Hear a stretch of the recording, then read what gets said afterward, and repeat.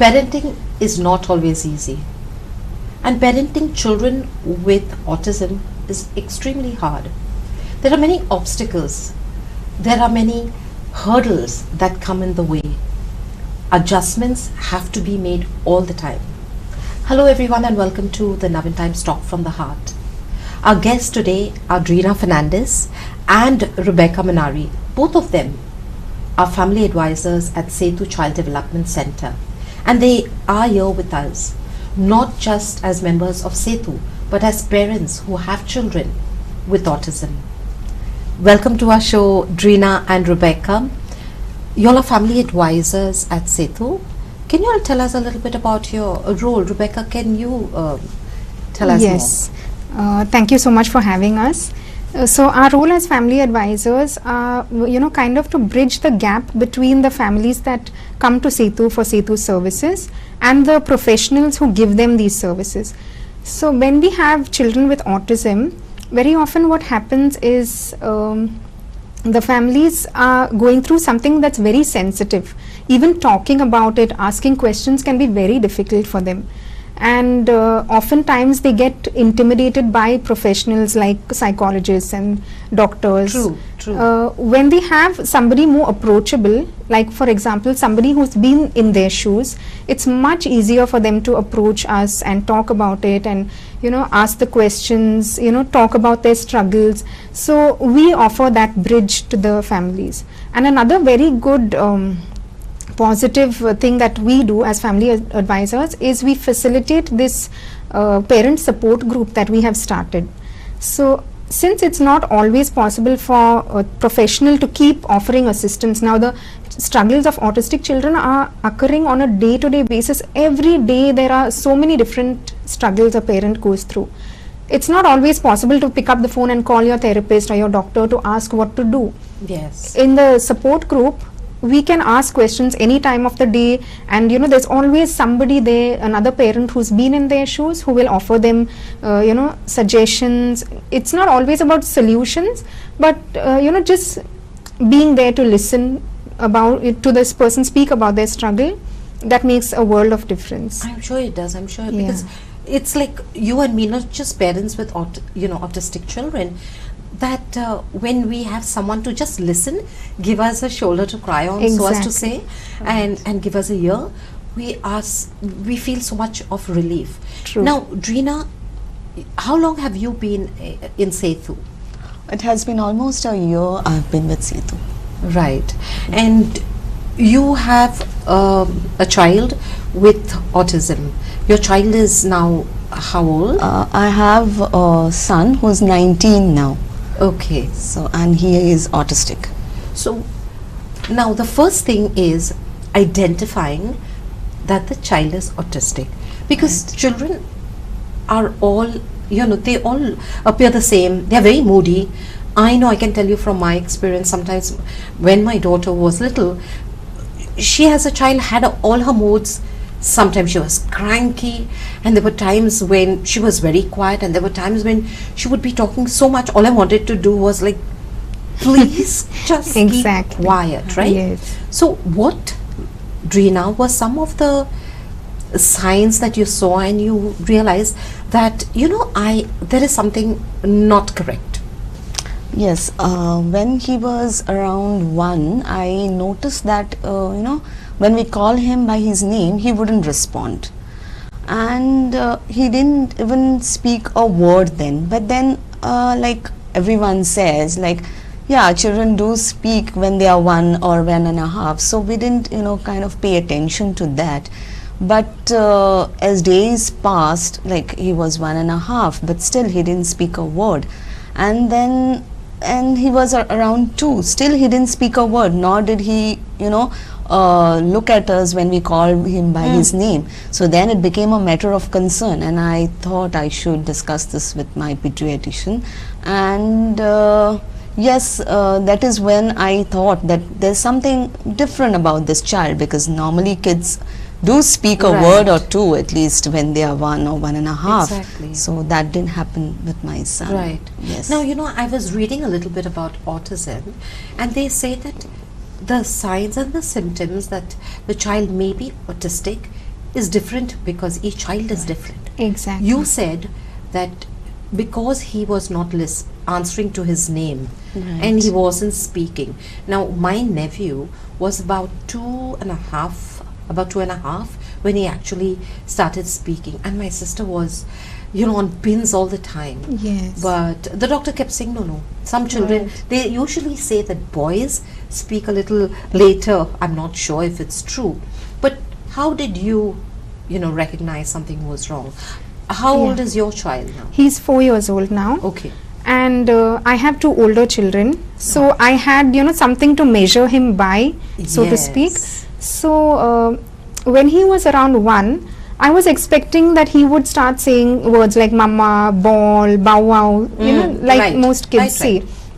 And he wasn't. It was taking him a while. And so I kept a very close eye on him. And at that time I was working full time, working from home, no doubt, because of the pandemic and everything. But I was quite busy the whole day from 9 to 6. And after a while I started thinking maybe, that mom guilt sets in. And it was like, all these thoughts playing in my mind about maybe I'm not spending enough time with him, not talking to him enough. That could be a reason. And I immediately quit my job because I started worrying a lot. Then I realized that, things aren't changing. I was putting in a lot of effort, but he really wasn't speaking.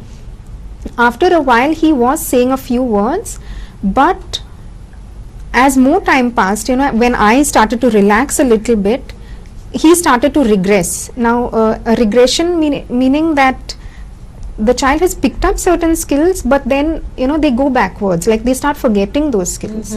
So I noticed that, and having had 2 children before, I know that that's definitely not normal development in a toddler. So that's when I immediately took him to Sethu to have him assessed. And I already had autism on my mind at that point. Okay. But you said he regressed. Yes. So what were the things that he did or did not do that made you realize that he's regressing? Yeah, so when I'm talking about my son's regression, it's only a speech regression. It wasn't with regards to anything other areas. So because I was already, being extremely like hyper aware of that delayed milestone, I was actually noting down words that he could say. And because I was keeping such a close watch on him, after a while I noticed that all the words he said was reducing in number. He used to say things like good night before going to bed, but suddenly I realized he never says that anymore. Right. So, those set off some warning bells in my head, yeah. Now, your son is 4 right now, and you noticed this when he was about just before his second birthday. Before the second birthday. So that is recent. Yes. Whereas Drina, yours is like nearly 19 years ago. Were people aware of autism? Were you aware of autism at that time? No, a big no. I was not at all aware about autism until he was diagnosed. And so the question of my family or any other, person, it was out of question. So, yeah. So you went to Sethu? Did you go to Sethu? Yeah. Or did you go to some other? No, actually what happened is when I brought it to the notice of my pediatrician, he said no, he will speak. That was like, he will speak, he can speak, so just don't worry about it. But then as the time passed, it wasn't like, I was not convinced with him. And then I went for a second opinion. That was when he's about 2.5. So this is to another pediatrician? Yeah, another senior pediatrician. And even he said like, he didn't talk anything about developmental delays and all. He said, don't worry, you enroll him in a play school, he will mix up with other kids, and his language would develop. And I believed, that sound to be a little more concrete and, like doable. So then I went and enrolled him in a play school. But in the play school, the teacher concerned there noticed something different from this child, he wouldn't kind of participate in anything what she would do with other kids, like the singing rhymes or anything like that. He would be in his own world, playing with a pencil or a crayon, and he wouldn't want all this. He didn't enjoy all this. and he wanted to sit on her lap, you know, he now wanted to mix up with other kids. And she called me one day and she said, see, I feel that, you know, there's something different about your child. And he was non-speaking even then. And she said, I think you should go to Sethu. And frankly speaking, I never knew anything about Sethu. About Sethu, yes. right. And she said, Sethu, okay, so then, and I said, why is he doing this? She said, I think you should go there and you would find all the answers to your questions. So without wasting any time, I went to Sethu, and without even knowing what it is and what would, you know, really take place there, but I went there, and then he was assessed by Dr. Nandita D'Souza, and yes, he was diagnosed for autism. Right. In fact, Dr. Nandita D'Souza has been on our show. I'm sure the viewers, you must have heard her. She's an absolutely lovely lady, and the knowledge that Nandita has is amazing, and we're so happy to have you all and tell us more about it. Now, you know, you said something that was that really struck me, and that was, I did not know what to expect, because that's a big fear that a parent would have. I would, if I was going for a diagnosis, my child isn't speaking, I don't know what's going on. Already people are, you know, pointing out, your daughter or your son is not saying anything. What happened? There are so many, you know, doubts and fears that are there in our mind. So what was going on in your mind? What did you think it would be? I actually had no idea, was it going to be some blood test or I don't know what, but then I said, this is what I have to do. And seriously speaking, I did not know what would happen there, but then when I went there, it was like, you know, they kind of asked me different questions as regards the child's birth history and other things like how does he communicate and all other things about his development, and there was no tests, no injections, nothing. It was just like talking about my child, and then they did assess him also. They gave him some puzzles and, you know, something, toys to play, and they just observed him, and that's how they could, you know, there was nothing like how it would be in a typical, you know, medical setup. It was nothing. It was all about his behavior, his milestones, and you know, so yeah, and I was quite, like, I felt better that it was like quite a hassle. You were relieved. Yeah, I was relieved, yes. Right. Now, Rebecca, you all are family advisors. When, Drina, you went to Sethu about 17 years ago, were they family advisors at that time? No. No. So I think it's over time that they realize the importance of a family advisor. Yes. Now, when you took your son for the tests, what exactly did they make? Were they the same things that happened with Drina and her son? I'm sure the experience of Drina must have been extremely different for two reasons. One is because it was so long ago. Yes. The other is because my son's assessment happened during the pandemic. So everything was done online in my son's case. Okay. Yeah, during the pandemic, a lot of things changed even at Sethu, like the rest of the world. And some positives came out of it where, you know, people didn't have to travel far. They could, you know, do these tests from the comfort of their home in the child's most natural environment. He could be observed. Because when you take a child into an unfamiliar environment, they are bound to behave differently, maybe out of anxiety or fear. So in this way, he was able to be assessed in my bedroom, you know, with the video on. Yes. So basically, they're just observing him. Yes, they actually gave with the child. Do they speak? No, the therapists don't talk to the child directly. Okay. Because first of all, we have to keep in mind the child is autistic. So he already has communication challenges, and they would give me instructions over the video call for me to instruct my child or ask my child a question or point out to something and check if he follows your gestures. So those kind of instructions were given to me. Of course, before that, just like Drina had experienced, she had to answer many questions about his birth history, about our family history, whether anyone else in the family has such challenges, things like that. So it's a very comprehensive, a very detailed evaluation that's done. But as far as the child is concerned, the child is always put at ease. The child is always, tested or assessed in a very dignified and respectful way. We don't do anything that the child is uncomfortable with, or nothing that's forced on the child. So and that causes stress, basically. Yes. Because anyone in stress, you, me, Yes, anybody will not perform. Yes. Under stress. Of course, there are. I'm sure the viewers know as well that there are some people who perform the best during stress, but in normal situation, especially a child, Yes. will not perform under stress. And we have to remember that the child really needs to be assessed in his most natural, in his element. He needs to be in his element to really understand, is there really a challenge? Because if you're putting him in a stressful situation and then assessing him, the stress is a factor that's affecting whatever. Behavior. Yes.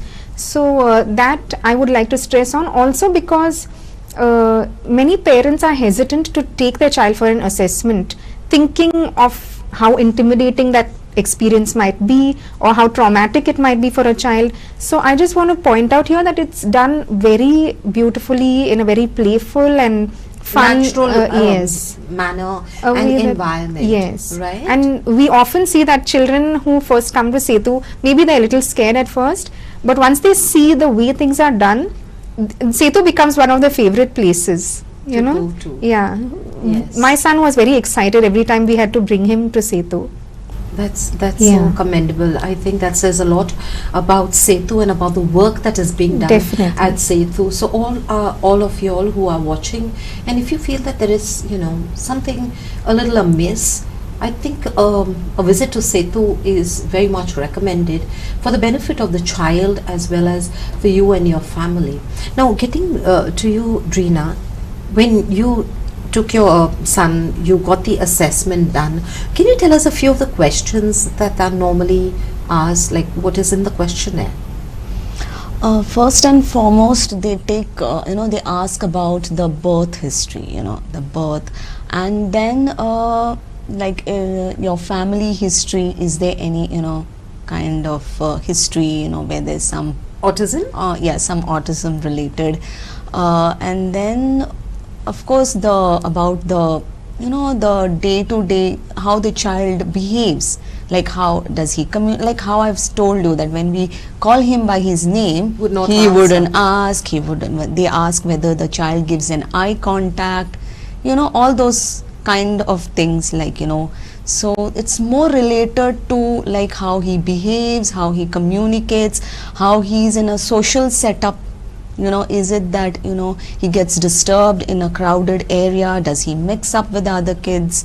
Is he sensitive to certain sounds, lights, all those things. Those things. Yes. Now, the questions that you have just shared with us, can you give us an example, like in a crowded place, how did your son react to crowds? Because I was also watching recently a program, I think it's a movie, or I'm not very sure, but I think it was called the A Word. It is a British series where they show about a child who has autism.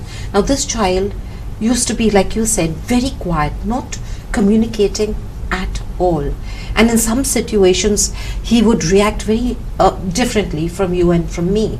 So in a crowded place, would you say that your son was disturbed, or he was the same as he in other situations?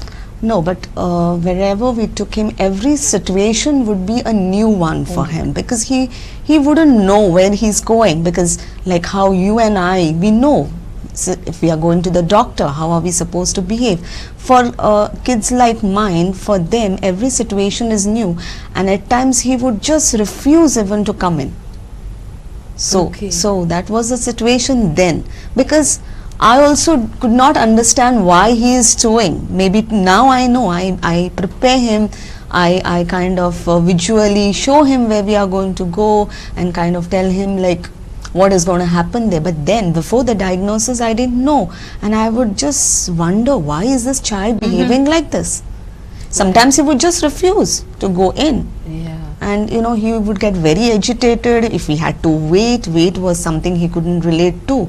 So, all this he used to face, but gradually, since I have worked with him and I understand now, I can see from his perspective. So now I know how to, make him ready for a situation. Right, prepare him. So Prepare that him, preparation the prep is needed. Is a very important. Is a very important for autistic children. Yeah. Rebecca, how does your child react to a crowd or a noisy place? Yes, so my son, he has, different, we all know autism is different in every child. Every individual, yes. There are a lot of similarities, but also a lot of differences. So my son's, most biggest challenge right now is speech, but he does have some sensory challenges. He doesn't get too affected by crowds. Okay. Though he does not like loud noises. He does get scared if he hears a plane, or the pressure cooker. As soon as he hears a pressure cooker, he runs and shuts the door of the bedroom. So it's not as loud. And then sometimes his senses are so heightened at times that he seems to hear things that we don't hear. Like I remember one time we had entered a building, and I didn't notice any unusual sound, but the moment we entered the building, he started covering his ears. It was quite obvious that something, maybe there's a slight hum or of maybe a fan or an AC that he didn't like. None of us could figure out what it was, but that's the thing. Sometimes their senses are so heightened, overstimulated, that they seem to experience things which we aren't experiencing. Right. So does he also maybe start, like she said, going to a new place is something that is, for them, it's a very alien situation. It's like True. they from what little you have told me, it is they like the normal everyday things, Yes, that they routines. For them, routine And is structure. important. So when you take your child to a new place, he's okay with it, or are there times Actually, where he cries? No. On the other hand, he does not get negatively affected by this, but he seems to be overstimulated. He gets very excited. For example, I recently took him to the Goa Science Centre, and with all that open space in the garden, he was so excited and he was running around in the garden. Right. He really didn't know what to do with all that space. He was kind of overwhelmed by it, but not in a bad way. Yes. I was allowing him to just be free and enjoy that. Right. But some kids, they'll be a little more disciplined. They know they have to stay close to mama and dada. But he was quite, in his element over there. So autism is not always only about the negatives. There's so much Yes, positive. there are also different experiences which are not necessarily falling into the box of negative or positive Yes, behaviors. yes, But yes. these are just traits. These are just parts of who make us who we are. Absolutely. Yeah. You're so right, Rebecca. It is so true. Just because a child is autistic, it doesn't mean there are compartments where it is always right and wrong. There are gray areas as well, and there's always normality in some situations that happen and in their environment. Yeah. So can you share with us something, a unique experience, maybe an episode that happened with your son? Like she said, he was so attuned to the noise that was in the background. They did not hear it, but her son heard it. Has something like that happened with you, Drina? Very frankly speaking, my son is very sensitive to sounds, smells. It's so amazing that he would know, when we cook something, he has his own choices. He immediately would tell, okay, this is what I want to eat, and I wouldn't. It's really amazing to see a child like him to, know what has been cooked fresh, what was it was cooked yesterday. So you just can't really cheat on him. So Yeah. can you imagine? So he's so sensitive. They are very, and even when like I stay in a double storage house, so he's always upstairs. When I come down, my mom doesn't even know that I'm come. Right. He immediately understands that I've opened the door and I'm home, and he comes down, kind of, and it's Right. such an amazing feeling that your son Yes. comes even, and my mom like, why are you going downstairs? and it's like he knows before her. You know, they are so sensitive to sounds, smell, and that's So amazing. for you it must be a tough job. Like sometimes I am sure the those who are watching, there are sometimes that what has been cooked yesterday we may eat it today, but then if as Drina is saying, her son is so particular because he remembers what was cooked yesterday just from the smell, and he says, this is not what I want to eat. So yes, so parents need to work really, really hard. Let us take a short break. It's so interesting what you are saying. I'm sure you have so much more. There's so much more to talk with Drina and with Rebecca. Let's take a short break. Don't go anywhere. We'll be right back.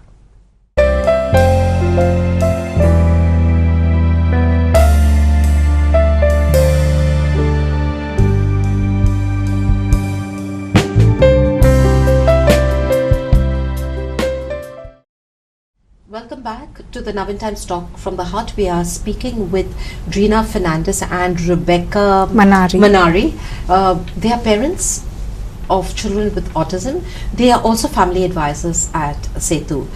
Rebecca, Drina already told us her experience when she got the diagnosis that her son has autism. For her, it was a sense of relief because she felt that now I know what is wrong. Now I know the reason for my son's behavior. True.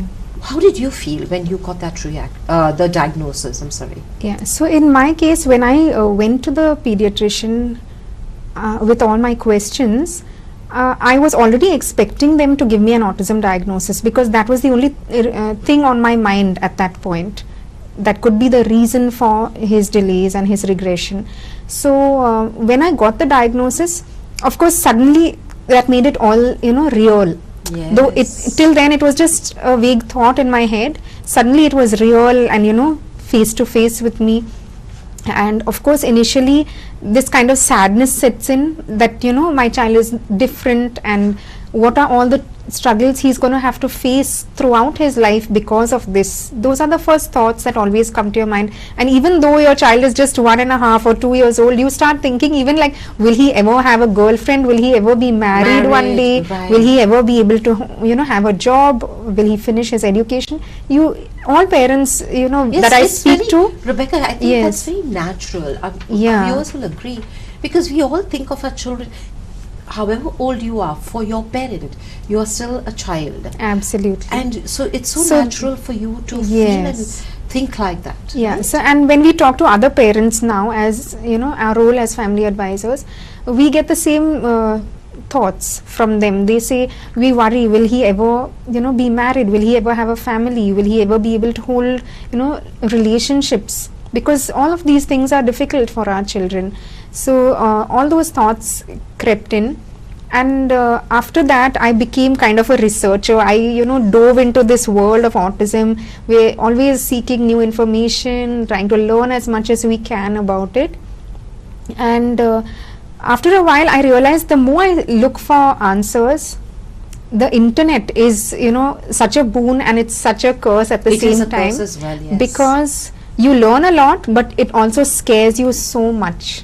So that was there was a point where I realized I need to stay away from the things that are stressing me out about this and look for only things that are giving me a positive Some end to the story. encouragement Yes. to So I move started ahead. looking for autism success stories, consciously looking for that, and that was like my fuel to start empowering myself to give my son the support that he needs. And it made a world of a difference. Like even today I'm learning so much. I'm still a baby in my journey, like Drina is far more experienced, but it's just been 2 years now. I'm still learning so much, and everything I learn, it's it's a blessing. I'm learning so much and growing so much as a parent. So yeah, it has changed me for the better, for sure. Right. Now what Rebecca says makes a lot of sense. Google is a boon, but it can be a bane, it can be a curse. So we have to, especially as parents, we need to draw a line. We have to set boundaries as to how much we will allow the internet to influence us. Like she rightly said, it scares you at times because some of the things are blown out of proportion. But she made that conscious choice, and I think that is in everybody's best interest, that we make a conscious choice as to how we are going to let that affect us, what we read, and also look for the positive. She was looking for positive stories to help her on her way, and that is what it should be for all parents, I think. Now, that was Rebecca's story, where she said, you know, it was traumatic a bit to know that your child has been diagnosed. For you, Drina, besides you, your husband, your family, what about the neighbors? What about your friends? I mean, and rest of your relatives? How did they react to this diagnosis? Because this was a long time ago, about 17 years ago. It was still, people were just learning about autism. How did they react? If you really go to see, even today, people are not aware about autism much, if you really go to see. All right. Yeah. So unless and until you have somebody in your family, then you would know a bit. Because otherwise, why would you even? Unless and until you read, or you know, you are really in it. So you can imagine that this was around 15 to 16 years back, when the internet was not very accessible, and it was. So explaining to the family and friends and neighbors at large was quite difficult, because it was something I myself never heard about or read about it. So even like, so but since it is like, it was a condition which my now child was diagnosed, I had to kind of accept it, and yes, and I did accept it. But it was difficult convincing people, because people would say, no, that could be wrong. You should go and see somewhere else. You should go to some other hospital, or you should go to some other doctor, you know. They believing that something like this, because as you know, autism is like, you know, it's quite a different kind of a condition. It is, yeah. it is. So, and it was quite difficult until today. It's like, people know there's something wrong with him, but then if you really go and ask them, I do not think that they would really know, you know, much, you know, just to say like, you know, what autism is all about. So yeah, the situation is kind of more or less the same, unless you have somebody in your family. Then you become a little more open, and you become more empathetic. Yes, I do agree. Because there are times, I'll give you a situation that happened with me. This is, you know, a personal story. I was at the railway station, and there was this child who was screaming. He was screaming. He must have been about 7 or 8 years old, and I'm just wondering to myself why the mother and the father, the parents, are not saying anything to, you know, him. And he was rather boisterous. He was pulling things and just making a lot of noise and commotion. And I was thinking to myself, if I were his parent, one of his parents, I would have definitely, you know, given a nice whack and told him to keep quiet and disciplined him.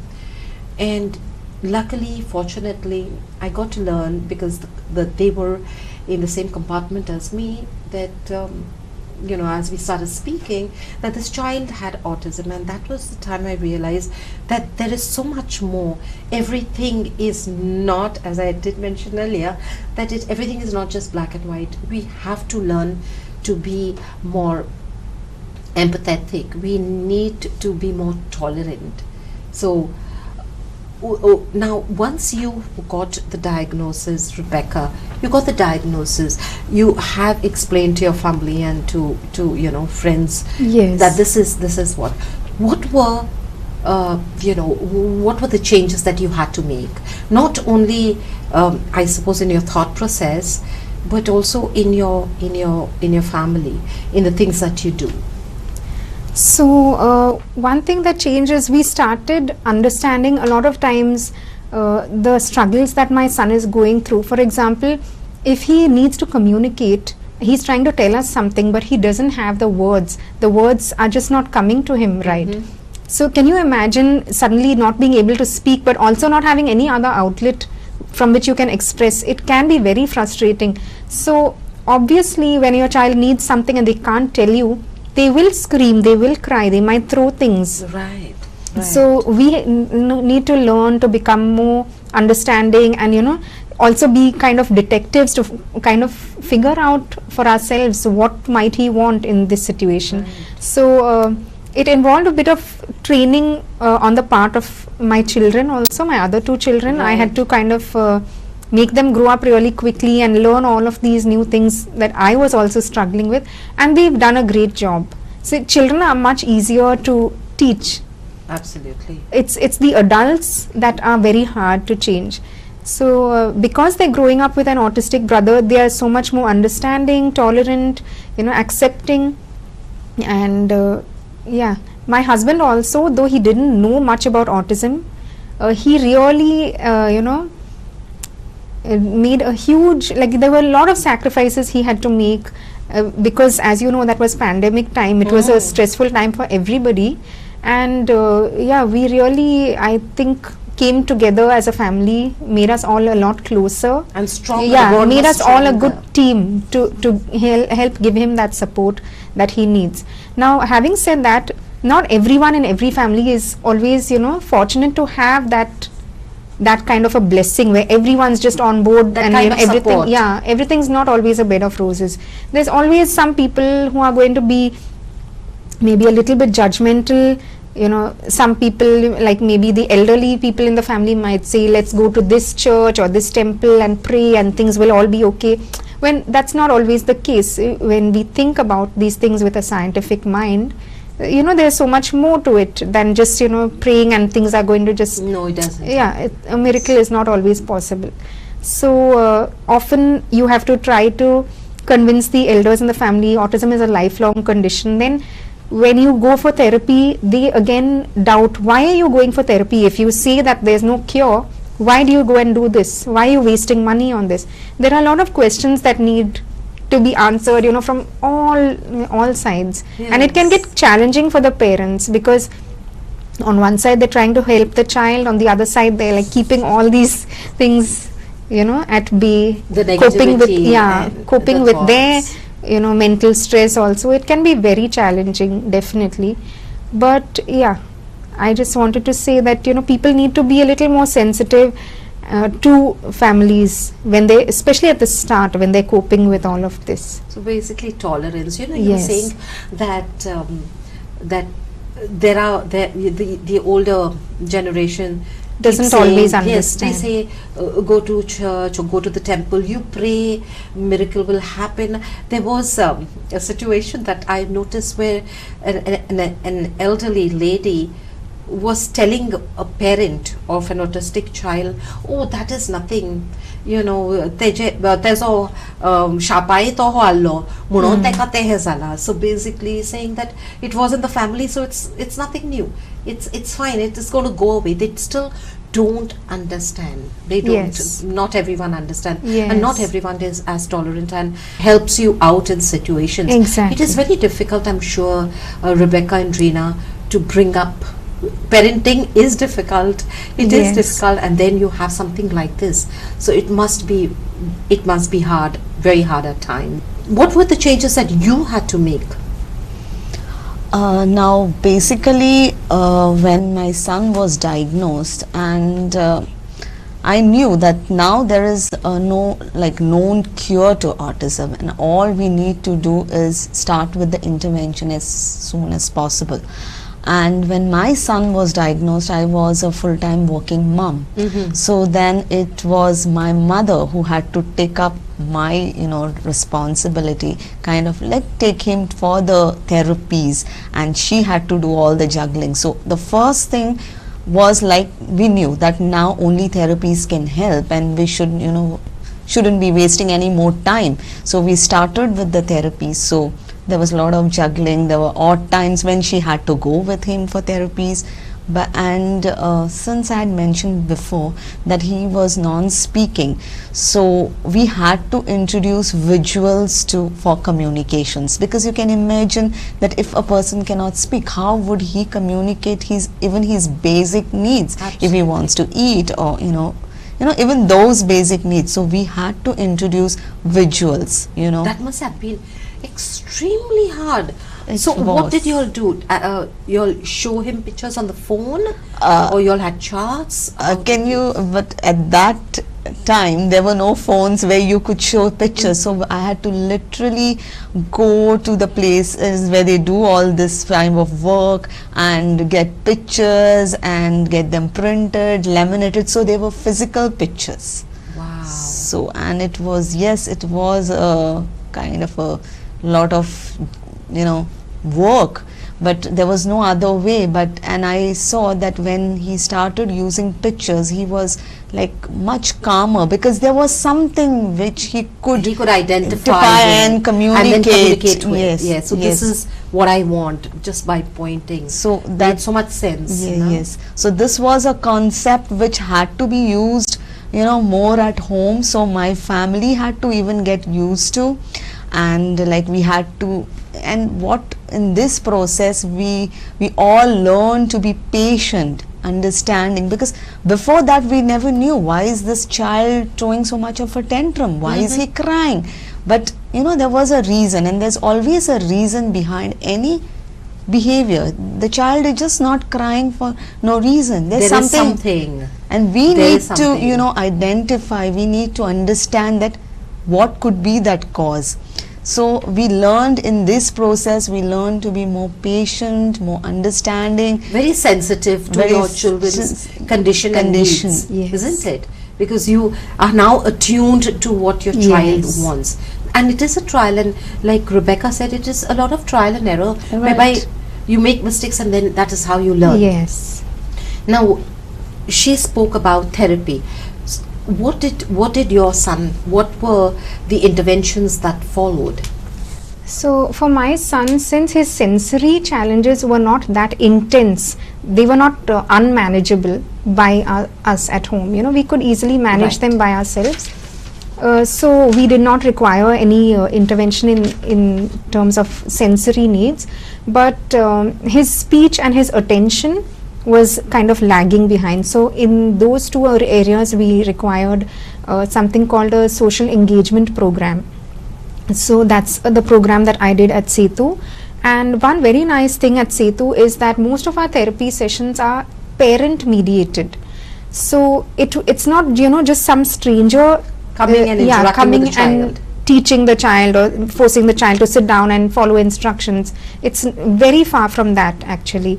What it is that the therapist will be coaching the parent live, maybe through a screen or maybe in person, and the therapist keeps instructing the parent on what they need to do, what they're doing right, how they need to change their tone or the position, even where you're sitting across from the child, even the level. If the child is sitting on the floor and playing, you can't be up on a chair, you have to get down to the child's level. You have to be directly opposite your child. So all of these strategies are taught to the parents, so that the parent can actually do this whenever they can. The parent and child are together 24/7. If you have to depend only on the therapist working on your child, you will probably get just maybe 1 hour a week, or if you're lucky, it would be 1 hour a week. If not, maybe 1 hour every month. So that's not going to do much for your child. So basically, at Sethu, not only are they, assessing how the child is progressing, but they are also training the parent, the caregiver. Empowering the parent completely. And that is very much needed. Definitely. Because like you rightly said, the counselors, the trainers cannot be with you and your child all the time, and hence it is so important that the parent learns how to handle their child. Yes. Of course, as both of them have said, it's not easy. And her hats off to all parents who have children with autism, because it is tough. There are times I'm sure that you are like exhausted, you are physically, emotionally, mentally drained. I'm sure that happens with you all as well, right? Right. In my case, my son's challenges are fairly mild, and he has a lot of strengths. And I also have, because I have 3 children, the main struggle is, it's actually quite a common struggle with all parents, whether you have a neurodivergent child or not. just juggling your time, managing between all 3 kids, that's my biggest struggle. It must Yeah. be. It must be. Drina, like you said, 16, 17 years ago, you have a child who has been diagnosed with autism. How did you get him into school? How did you decide which school am I to put my child in? Because that is a big challenge. It's an obstacle if a child is not speaking. You know, they have a little tests, they interview children, and if your child is not going to be speaking, how do I move forward? What did you do? So since he was non-speaking, so I thought now, like, what I knew is what's the best option would be a special school. So I enrolled him in a special school to start with, but I noticed that he seemed to be not very happy there, and I was very confused. Then what do I do next? Do I keep him home? And through therapists, I even at Sethu, I got to know there's something called resource rooms. Right. Resource rooms, but I was like not aware before that. So I just tried to learn more about it, like what is a resource room like. So a resource room is a classroom for kids with special needs in a regular school setup, and wherein these kids can get an opportunity to mix up with the other neurotypical kids. So the idea seemed to be very, very interesting, and very I was so happy that my son could learn in a normal setup. He could get an opportunity to mix with other kids. So I managed to get an admission in one of the pre-primary resource room, though it wasn't easy. Like, it was quite difficult for me to do that. But then once he started going there, I saw a tremendous progress, because the way they work was totally different. Every child, since we know every child is different, and there were like individualized educational plan for each child. The teacher would speak with the parent and discuss like what are the areas we would want to focus on. Right. Yeah, and there was they would even focus on the life skills, primarily on life skills. Would you want your child to learn to brush, to wear clothes? And that was very important. So to say, it is very important for anybody of us that we are we are independent, we don't rely on anybody. So that was very nice, and I was really happy that he was a part of the resource room. Right. So Yeah. throughout his schooling life, did he go to a regular school? See, the one which I got him enrolled at the first instance was he could be there till the age of 6. Then again, where do I go? Absolutely, yes. And then there was no way I go back to a special school. But I got to know that there are only a very few resource rooms in Goa, and nothing very close to my house. So then I thought of initiating one, and I started a resource room in one of the schools, in the village schools. Okay. Yeah. Wow, that's so commendable. Yes. So is it still there? Does it Yeah, exist? it is still existing. So, and then then I enrolled him there. So it's not easy. Even today, there are no much life skills resource rooms.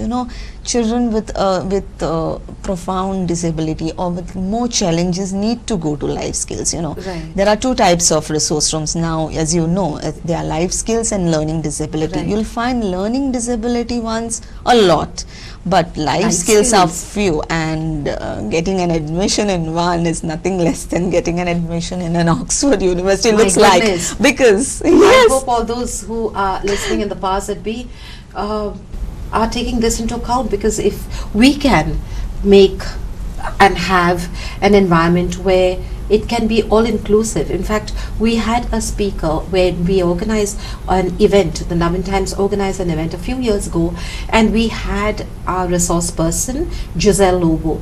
She is the forefront person for bringing about change and making education all inclusive. So I think that step and the effort that has been put by Giselle, we all need to carry it forward, because she's been Definitely. doing absolutely amazing, commendable job with children with autism. And your son, he is now 4. Yes. What about his schooling? Yeah, so similar to Drina, last year, because he was just 3 years old, and generally for a 3-year-old the expectations academically are not very major. I could just put him in a nursery school, and at that stage a lot of children are still developing. The teachers make allowances for a few challenges here and there, or few delays here and there. The teachers are okay, but once the child gets a little older, definitely the teachers are going to come up with a long list of complaints to parents. So it was my decision after that to switch him to a resource room school. Right. And for this coming academic year, starting next month, he'll be going to a resource room. Now again, having said that, I am one of the very fortunate people who have got admission for my child. Okay. Like Drina said, it's next to impossible to get admission in a resource room. So we need to have more resource rooms. Definitely, that's the need of the hour. Make sure all our children get the opportunity to good and all-inclusive education. And one of the reasons that there's a severe shortage is because there aren't enough special educators. So teachers are not equipped to handle children with disabilities. So you can't blame the school, you can't blame the management of the school or the teachers, you can't blame the parents or the children. Something needs to be done about equipping teachers better, paying them better, empowering them better, training them better. All of this needs to be done. It would be great if we form something like a committee where teachers that are struggling in any situation like this can approach the committee for help. An expert committee that can guide them on various disabilities, not just autism. This would work wonders, I feel, because right now the situation is far from ideal. Tell me, what are some of the present struggles? Very briefly, what are some of the present, besides getting them into a school, besides making people in your environment, in your surroundings, understand that your child has a condition? There are certain drawbacks, and there are a lot of positives as well. As Rebecca and Rina both have been telling us, that there is not all bad. There are some situations that are amazing, that makes you realize, oh my God, that this child is actually gifted. There is something about him or her that I didn't even realize, and I don't know exists. So we have to wear different glasses and look at our autistic children and all those with challenges differently. So beside the school and making, changing people's mindsets, what are some of other challenges that you face? Now, if you speak about my son, now he's 19, and at this age he would be, he wouldn't be going to a school, but he needs to develop a skill. He needs to be a center where he can be occupied in a meaningful way. So, there are no much avenues where he can go, and that is what is required, like, some vocational training, so they can, be occupied in a meaningful way for the rest of their life. And the second challenge is, like, since he's growing now, thought on every parent's mind is, what after me? Correct. Yes, that is the major thing. Like, there is nothing where, there's no, like, as such as a community living where all, at least parents with kids with special needs come together and live, in a place where even when you are not there in this world, a place where you could, like, breathe your last, thinking that he's all safe and sound. So and he's been taken care of. So, as your child grows older, that is always on every parent's mind. Of course. So yes. But like Rebecca said, I think we need to have this community where not only as children, but even as they grow up, they are able to depend and to rely on us. I think we need to work together. Rebecca and Rina, we have come to the end of our show. I have learned so much. I think I am going to look at children with special needs a little differently. It's going to take time, and I think we all need to do that.